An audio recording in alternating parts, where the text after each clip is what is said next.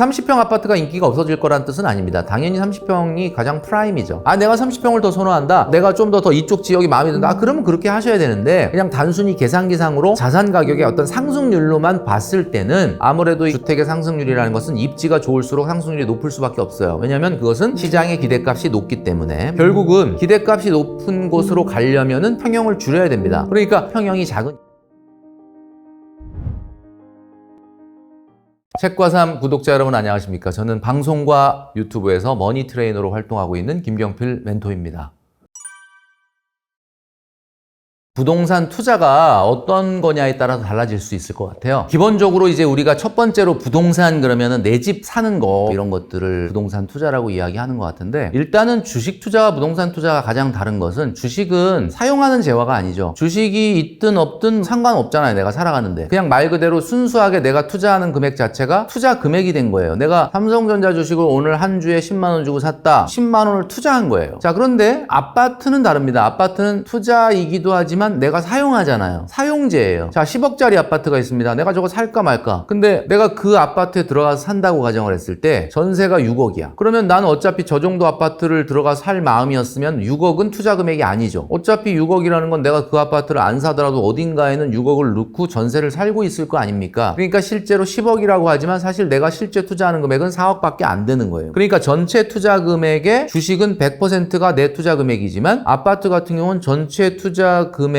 전세가를 뺀 나머지 갭 부분만큼만 투자를 하는 거예요. 그러니까 아파트가 올랐을 때 투자 수익은 다 내 거잖아요. 결국은 그런 면에서 봤을 때는 주식보다는 부동산이 사용을 하면서도 투자가 되기 때문에 좀 유리하다라고 볼 수가 있죠. 다만 단점은 진입장벽이 높죠. 삼성전자야 한 주 사는데 10만 원만 줘도 살 수 있지만 아파트는 아무리 적어도 최근에는 금지가 됐지만 갭 투자를 한다 그래도 갭만큼 그러니까 10억짜리 아파트면 4억 5억이 있어야 투자가 가능한 거니까 그런 면에서 진입장벽이 다르다라고 볼 수가 있습니다. 그래서 이 주식과 부동산의 비교는 직접적으로 하는 것은 좀 맞지 않고요. 일단 우리가 부동산 투자라고 봤을 때 첫 번째 내 집 마련을 떠올릴 수 있는데 많은 분들이 이런 얘기를 하죠. 그 내 집 마련 꼭 해야 되냐? 너무 아파트 가격도 비싸고 그냥 전세나 월세 계속 살면 안 되냐? 이런 이야기를 하시게 되는데 앞으로의 우리나라의 아파트, 특히 수도권 서울에 있는 아파트 가격의 상승률을 놓고 봤을 때 그냥 전세나 월세 살면 안 되냐라고 하는 대답이 저는 그렇게 굳이 틀린 대답은 아니라고 봅니다. 전세나 월세를 살아도 돼요. 근데 문제는 뭐냐? 두 가지를 생각을 해야 됩니다. 첫 번째는 전세나 월세를 살면서 내 집 마련을 안 한다? 그러면 전세나 월세 나가는 비용이 내 집 마련을 했을 때 비용보다 일단 나가는 돈은 적어요. 왜냐면 내가 집을 샀으면 대출을 받았겠죠. 대출은 뭘 갚아야 되죠? 원금과 이자를 내야 됩니다. 대출을 한 4억 5억 받았다 그래도 벌써 250만 원 가까이 돈이 나간단 말이에요. 그런데 내가 전세나 월세를 살게 되면 일단 그 정도만큼은 안 나가죠. 그러니까 똑같은 집에 살더라도 월세나 전세감 대출이자가 훨씬 적어요. 그러면 나는 어때요? 갑자기 여유가 생기죠. 내 친구는 아파트 사가지고 200만 원 이상 주택담보대출 이자로 나간다고 하는데 나는 지금 70, 80밖에 안 나가. 내 친구보다 나는 130, 40만 원이 여유가 있어. 그럼 그 130, 40만 원을 가지고 뭐예요? 벤츠 뽑는 거죠. 그러면 나중에 5년, 10년 지나서 걔도 아파트 살고 나도 아파트 살고 나는 근데 벤츠 탄다? 근데 10년, 15년, 20년 지나고 보면 자산 차이가 엄청나게 납니다. 그러니까 중요한 거는 전세, 월세를 사는 것도 좋지만 전세, 월세를 살았을 때 여러분들이 그에 상응하는 미래의 준비를 하느냐. 그럴 자신이 있으면 전세, 월세 살아도 된다. 그리고 이제 최근에 임대차법이 개정 예정이긴 한데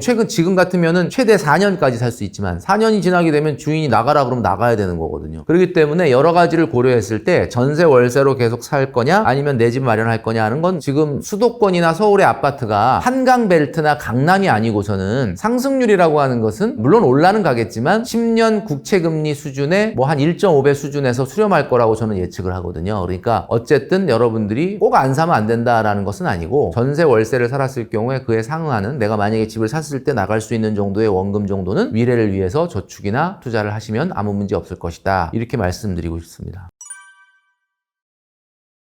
30평 아파트가 인기가 없어질 거란 뜻은 아닙니다. 당연히 30평이 가장 프라임이죠. 근데 이제 중요한 거는 아무래도 자산의 상승률, 주택의 상승률이라는 것은 입지가 좋을수록 상승률이 높을 수밖에 없어요. 왜냐하면 그것은 시장의 기대값이 높기 때문에 여기서 말하는 시장의 기대값이라는 것은 전세가율을 얘기합니다. 전세가율이 낮을수록 시장의 기대값이 높은 거고 시장의 기대값이 높을수록 실제로 가격이 조금 더 오르는 현상이 지속되어 왔기 때문에 결국은 기대값이 높은 곳으로 가려면은 평형을 줄여야 됩니다. 내가 만약에 똑같은 돈 10억 갖고 30평을 사느냐 25평을 사느냐 어떤 차이가 있냐. 25평이 아마 동네가 조금 더 상위 입질걸요. 그러니까 상승률에 기초한다면, 근데 이제 제가 얘기하는 건 오로지 투자의 개념으로만 봤을 때 그렇고, 내가 30평을 더 선호한다, 내가 좀 더 이쪽 지역이 마음에 든다, 그러면 그렇게 하셔야 되는데, 그냥 단순히 계산기상으로 자산 가격의 어떤 상승률로만 봤을 때는 똑같은 돈이라면 평형이 작은 25평형이 조금 더 상위 입지일 가능성이 있고 미래의 자산 상승률이 약간 높을 수 있기 때문에 25평형을 선택하라라고 말씀드렸던 겁니다. 절대 영끌은 안 됩니다. 지금 시장에서 영끌을 물론 하기도 좀 어렵겠지만 또 상황이 된다고 해서 영끌을 하는 것은 좋은 선택이 아닐 가능성이 많다. 왜냐하면 집값이라는 거는 순간적으로 오르고 그 다음에 순간적으로 냉각되고 또 오랜 기간 안 오르는 시간을 거치면서 평균 수익률이 완성되는 거기 때문에 지금의 상승장만 놓고 봤을 때는 여러분 아시겠지만은 2022, 23년도에는 집값이 멈춰서 있었거든요. 그 이유는 2020, 21년도에 많이 올랐기 때문에 멈춰 있었던 거죠. 그리고 지금 올라가는 건 또 한동안 안 올라갔기 때문에 또 올라가는 거고, 이 시기가 지나면 또 한동안 또 안 올라갈 수가 있기 때문에 영끌 같은 거는 좀 되도록이면 하지 않는 게 좋겠다. 대출이 30-40%보다 더 너무 많은 수준으로 올라가는 것은 경계해야 된다. 이런 말씀을 드리고 싶고요. 그리고 집이라고 하는 것은 굉장히 중요한 삶의 환경이기도 하고 투자이기도 하고 자산이기도 하지만 사실 너무 많은 비중으로 부동산에 투자가 됐을 때 삶이 좀 파괴될 수가 있죠. 지금 대한민국의 자산이 거의 80% 이상이 부동산이다 보니까 사실 돈이 다 글로 물려가서 돈맥 경화가 생긴 거잖아요. 그러니까 코스피가 올라가고 아파트 올라가고 그럼 가진 사람들은 되게 좋아하는 것 같지만 사실 이런 돈들이 걸로 가면 안 되고 가게를 열고 사업을 하고 이런 데 들어가야 고용도 일어나고 임대하는 사람들 임대도 나가고 간판하는 사람 간판도 되고 뭐 원자료 되는 사람들 이게 경제가 도는데 이런 창업이나 사업이나 비즈니스에는 돈이 하나도 안 올라가고 다 주식 사고 아파트 사는 데만 흘러가니까 나라가 굉장히 이렇게 어려운 거 아니겠습니까? 자산 가격이 올라가는 걸 너무 마냥 좋아하라 할 수는 없죠. 그러니까 여러분도 내 집 마련 실거주용으로 사는 것은 너무나 환영이지만 너무 영끌을 해가지고 미래의 어떤 자산 가격을 보고 부동산에 과도한 투자하는 거 그것은 좀 지양하는 게 좋겠다 이런 말씀드리고 싶습니다. 지난 3년간 강남에 한강 안 보이는 아파트 기준으로 한 26% 올랐지만 다른 지역도 거의 20% 가까이 올랐거든요. 그러니까 집을 보유하고 있는 분은 내가 물론 팔아야 실질적인 이익이 되는 거겠지만 어쨌든 평가 금액으로는 다 이익을 보고 있는 거 아니겠습니까? 자산 가격이 올라간다라는 거는 자산을 갖고 있는 분들한테는 굉장히 반가운 소식일 수 있지만 자산이 없는 사람한테는 공포감이 들 수밖에 없어요. 근데 최근에 이제 뭐 주가도 올라가고 아파트도 올라가고 다 올라가니까 다들 좋다 이렇게 생각할 수 있겠지만 사실은 어떻게 보면 이게 조금 위험한 걸 수도 있습니다. 이제 왜냐면 베네수엘라 같은 경우도 2015년도에 두 달 만에 주가가 200% 올라간 적이 있었거든요. 그 나라가 망해가는 나라인데 왜 주가가 올라가나 봤더니 화폐 가치가 너무 하락을 하니까 사람들이 실물 자산으로 옮겨가면서 탈출하는 과정 중에 그런 일이 생긴 거예요. 우리나라는 그 정도는 아니겠지만 조금 우려가 되는 거는 원화 가치가 좀 빠르게 지금 녹아내리고 있습니다. 지금 아시겠지만 3년 전에 비해서 25% 가까이 원화 가치가 떨어졌거든요. 그런 차원에서 최근에 너무 자산 시장이 뜨겁다 보니 약간 그런 맥락도 없지 않아 있다라고 보여지기 때문에 이런 상황 속에서 정말 대처를 잘해야 되지 않을까 생각을 합니다.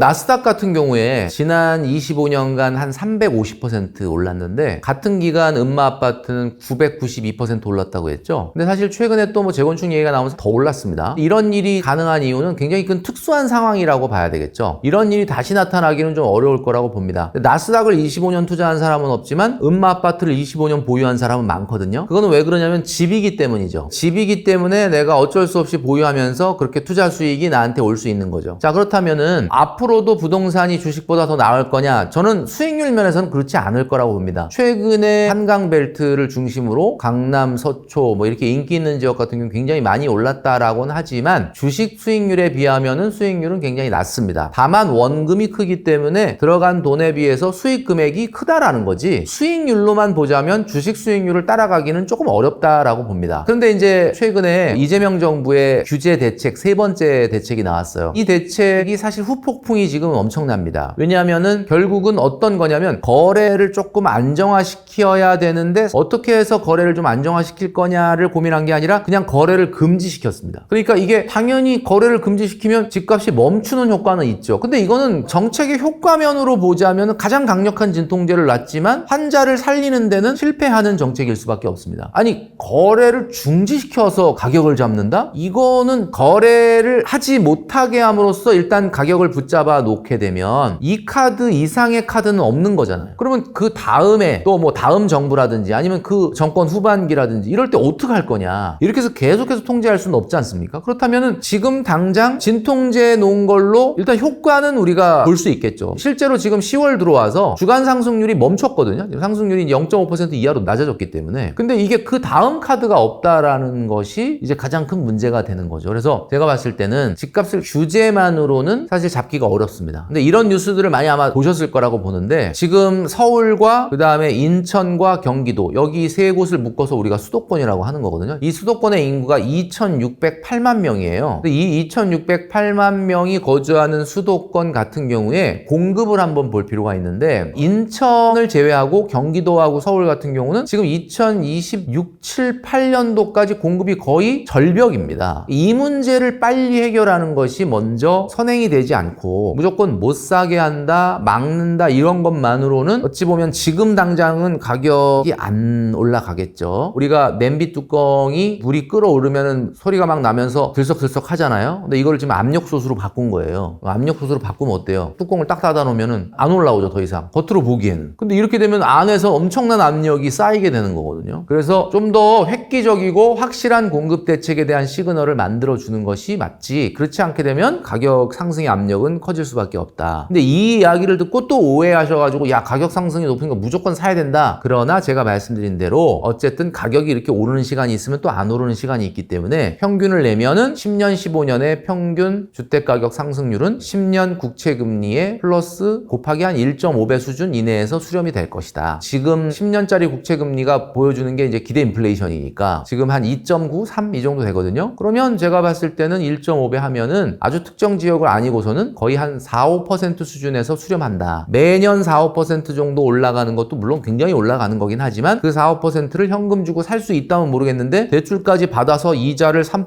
4% 내면서 4.5%, 5% 올라가는 집을 꼭 사야 되느냐? 저는 그건 아니라고 보는 거죠. 그래서 여러분들이 충분히 현금이 마련됐을 때 최소한 집에 70% 가까운 현금이 있을 때 사셔라 라고 말씀드리고 싶습니다.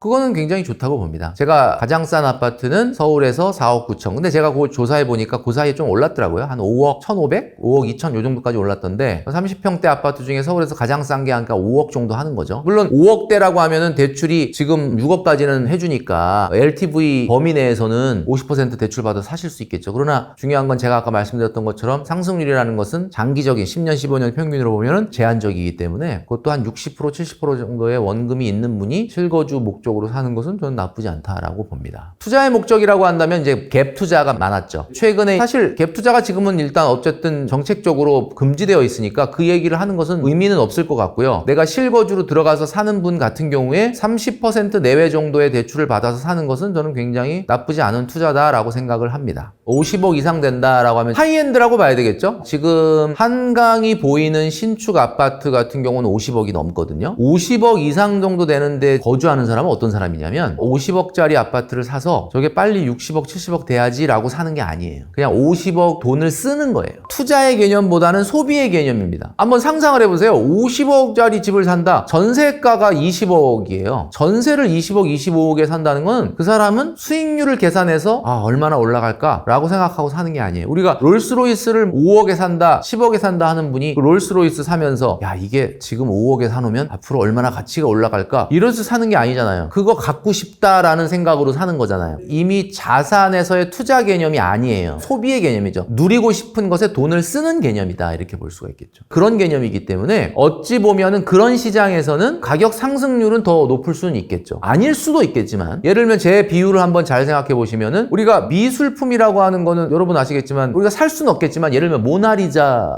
얼마가 적정가겠습니까? 적정가라는 게 없죠. 누군가 갖고 싶으면 그게 그냥 가격이 돼버리는 거거든요. 뭐 예를 들면 우리가 회사라 그러면은 장부를 펼쳐보고 재무상태표를 보고 영업이익을 보고 뭐 이런 걸 보겠지만 이 미술품의 단계로 가면 그런 게 없는 거거든요. 그래서 그 시장은 약간 하이엔드는 그쪽으로 가버렸기 때문에 사실 얼마가 오를 거다라고 예측하기는 어렵다. 그래서 제가 봤을 땐 이번에 정부가 25억 이상 되는 아파트에 대해서 2억 이상 대출을 못 받게 한 거는 사실 잘한 조치라고 봅니다. 실제로 그런 것들을 노리고 내가 사실 50억 정도 되는 아파트에 아직 살 수준 아니지만 대출을 땡겨서 그걸 사겠다라고 하는 사람이 분명히 시장에 시장에 나타날 수 있기 때문에 그런 부작용 같은 걸 좀 사전에 방지하기 위해서 아마 한 조치가 아닌가 싶어요. 제가 말씀드리고 싶은 거는 그 시장은 우리가 생각하는 기본적인 상승의 자산 시장에서 나오는 그런 패러다임으로 움직이는 시장은 아니다라는 점이죠.